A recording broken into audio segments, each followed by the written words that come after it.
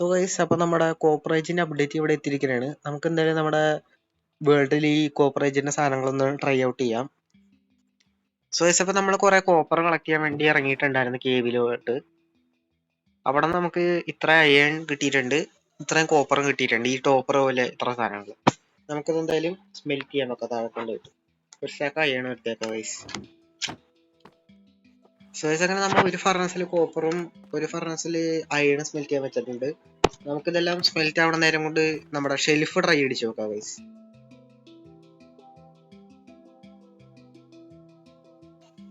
So guys, അപ്പൊ നമ്മുടെ shelf എന്തായാലും ഇവിടെ ഉണ്ടാക്കിയിട്ടുണ്ട്. നമുക്ക് ഇവിടെ വല്ലതും വെച്ച് നോക്കാം. ഇവിടെ വെക്കാം. ഇവിടെ വെച്ച് കഴിഞ്ഞിട്ട് എങ്ങനെയായിരുന്നു? ഇങ്ങനെയാണ് നമ്മുടെ ഐറ്റംസ് വെക്കണത്. നമുക്ക് ലിവർ വെച്ചൊന്ന് പവർ ചെയ്യാൻ പറ്റും ഗൈസ്. സോ ഗൈസ്, അപ്പൊ നമ്മളെ ലിവർ ഇവിടെ വെച്ചിട്ടുണ്ട് ഒരെണ്ണം ഉണ്ടാക്കിയിട്ട്. പവർ ചെയ്യുമ്പോ അതങ്ങനെയായി. ഇത് 3 കൊടുത്തു കഴിഞ്ഞാല് ഇവിടെ നിൽക്കുമ്പോ ലെഫ്റ്റ് സൈഡ് മാത്രം സോപ്പ് ആവുള്ളൂ ഗൈസ്. അല്ല, ലെഫ്റ്റ് അല്ല, റൈറ്റ് സൈഡ്. നമുക്ക് ലെഫ്റ്റ് ആയിരുന്നു വേണ്ടത്. ബാക്കി സാധനം കൂടി ഇവിടെ വെക്കാം. അയ്യോ, അത് പവർ ചെയ്തിട്ടില്ല. പിന്നെ വേണമെങ്കിൽ നമുക്ക് ഇത് പൊട്ടിച്ചിട്ട് ഇവിടെ ഷെൽഫ് ആക്കാം.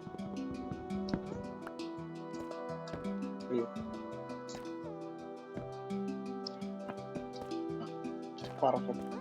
ഇങ്ങനെ നമുക്ക് സോഫ ഡിസൈൻ ചെയ്യാം ഗൈസ്. ഇവിടെ തന്നെ മുകളിലും ഉണ്ട്. മുകളില് നമുക്ക് ഇവിടെ അങ്ങനെ ചെയ്യാം, വെക്കുക. പെർഫെക്റ്റ്. സോ പിന്നെ ഈ അപ്ഡേറ്റിൽ വരുന്ന സാധനങ്ങളാണ് ഈ കോപ്പർ ടോർച്ചും കോപ്പർ ലാൻഡേണും. വെച്ച് കാണിച്ചുതരാം. ഇത് പച്ച ഷെയ്ഡാണ് വന്നത്. ഇത് നമ്മുടെ വൈബ്രന്റ് വിഷയിലൊക്കെ വരുമ്പോ, വൈബ്രന്റ് വിഷൽ അല്ല, RTX ഒക്കെ വരുമ്പോ ഇതൊരു പച്ച ലൈറ്റ് എമിറ്റ് ചെയ്യുമെന്നാണ് എൻ്റെ ഒരു അറിവ്. പിന്നെ ഈ സാധനം ഉണ്ടാക്കണമെങ്കിൽ ഫസ്റ്റ് കോപ്പർ ടോർച്ച് വേണം. കോപ്പർ ടോർച്ചിന്റെ റെസിപ്പി എന്ന് പറയുമ്പോൾ സാധാ ടോർച്ച് തന്നെ മുകളിലൊരു കോപ്പർ നഗട്ട് വെച്ചിട്ടാണ്. ആ ടോർച്ചിന് നമ്മൾ കോപ്പർ നഗട്ട് വെച്ച് ഉണ്ടാക്കണതാണ് ഈ സാധനം. ഇത് കോപ്പർ ലാൻഡ്. അത് നിങ്ങൾക്ക് അറിയായിരിക്കും, എന്നാലും ഞാൻ കാണിച്ചതാണ് ഗൈസ്.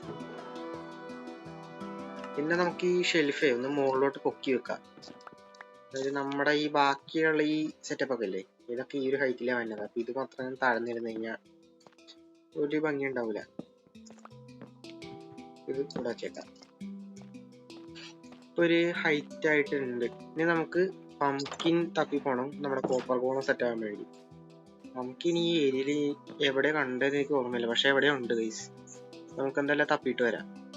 സോ ഗൈസ്, അങ്ങനെ ആ ഒരു ഏരിയയിൽ നമുക്ക് കുറച്ച് കോപ്പർ ഉണ്ടായിരുന്നു. നമുക്ക് കോപ്പറിന് ഉണ്ടായിരുന്നു. നമുക്ക് എന്തായാലും ഒരു പംകിനോട് സർവ് ചെയ്തെടുക്കാം.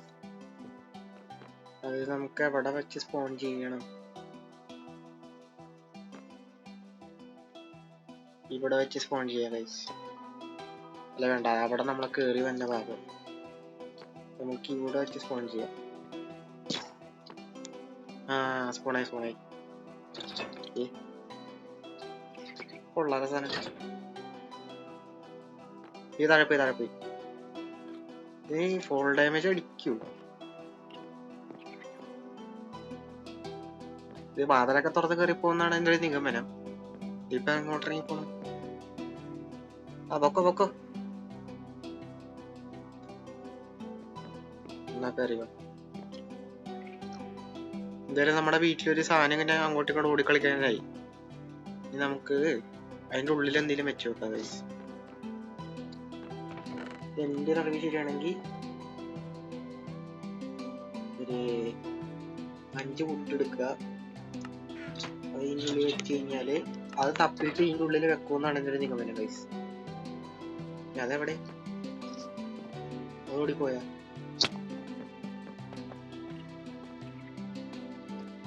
ഈ സാധനം കാണാനല്ലേ.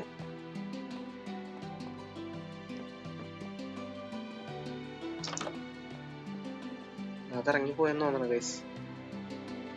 പുറത്തു പോയി നോക്കാം.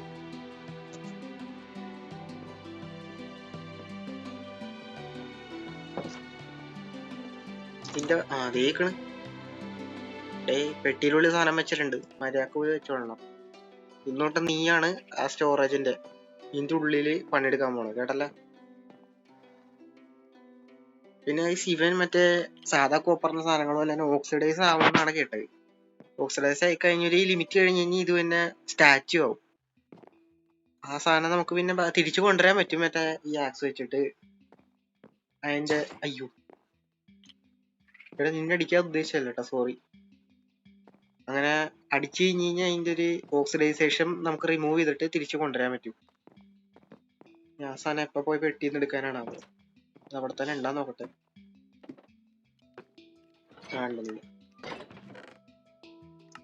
ഇത്രയൊക്കെയാണ് നമ്മുടെ മെയിൻ ആയിട്ട് തന്നെ സംഭവങ്ങള്. പിന്നെ ഗെയിമിൽ കുറച്ച് മാറ്റങ്ങൾ വന്നിട്ടുണ്ടായത്. ഗെയിം എന്ന് പറയുമ്പോൾ നമ്മുടെ ഗെയിം മെക്കാനിസം ഇല്ലേ, അതിലൊക്കെ നമ്മുടെ ഗെയിം മെക്കാനിസത്തിൽ മെയിൻ ആയിട്ട് തന്നെ ഡിഫറൻസ് എന്ന് പറയുമ്പോൾ നമ്മുടെ സ്പോൺ ജങ്ക് എടുത്ത് കളഞ്ഞിട്ടുണ്ട്. നേരത്തെ അപ്ഡേറ്റിൽ എന്ന് പറയുമ്പോൾ സ്പോൺ ജങ്കിൽ 24/7 ലോഡഡ് ആയിരിക്കും ചങ്ക്. അവിടെ ഫാമ കാര്യങ്ങൾ എന്ത് പണിതാലും നമ്മൾ ഒരു പ്ലെയർ ഇല്ലെങ്കിലോ ആ ചങ്കിൽ ലോഡഡ് അല്ലെങ്കിൽ പോലും അവിടുത്തെ ഫാമ കാര്യങ്ങളൊക്കെ വർക്കും ആവുമായിരുന്നു. ഈ കോപ്പറേജ് അപ്ഡേറ്റ് വന്നപ്പോൾ എന്ന് വെച്ചാൽ ബെഡ് റോക്കിൽ 1.21.111 ഈ അപ്ഡേറ്റിൽ ആ സംഭവം എടുത്ത് കളഞ്ഞിട്ടുണ്ട്. ഇപ്പൊ അതൊരു നോർമൽ ചങ്ക് തന്നെയാണ്. ഇപ്പൊ ജാവ പ്ലേയേഴ്സിനൊക്കെ ആണെങ്കിൽ ഇനി ചങ്ക് ലോഡർ വെച്ച് തന്നെ ഫാം ഒക്കെ വർക്ക് ചെയ്യണം, അല്ലെങ്കിൽ AFK നിൽക്കണം. ബെഡ് റോക്കിൽ AFK തന്നെ വഴിയുള്ളതാണ് എൻ്റെ ഒരു നിഗമനം. പിന്നെ നമ്മുടെ ഈ ഗെയിം മെക്കാനിസത്തിൽ മേജർ ആയിട്ടൊരു അപ്ഡേറ്റ് എനിക്ക് പറയാനുള്ളതെന്ന് പറയുമ്പോൾ ഗെയിം പെർഫോമൻസ് നല്ലോണം കൂടിയിട്ടുണ്ട് ഗൈസ്. എനിക്ക് അത്യാവശ്യം തരക്കേടില്ലാണ്ട് ഒരു 60 FPS വരെ കളിക്കാൻ പറ്റുന്നുണ്ട്. ഇടയ്ക്കൊരു ലാഗ്, ഇടയ്ക്കൊരു സ്റ്റട്ടർ പോലെ തന്നെ അല്ലാണ്ട് ലാഗായിട്ട് തോന്നണില്ല. റെക്കോർഡിങ്ങിന്റെ സമയത്ത് എനിക്ക് 30 FPS ആയിരുന്നു കിട്ടിക്കൊണ്ടിരുന്നത്. 30 എന്നും പറയാൻ പറ്റില്ല, ഒരു അൺസ്റ്റേബിൾ ആയിട്ടൊരു അറൗണ്ട് 30 FPS.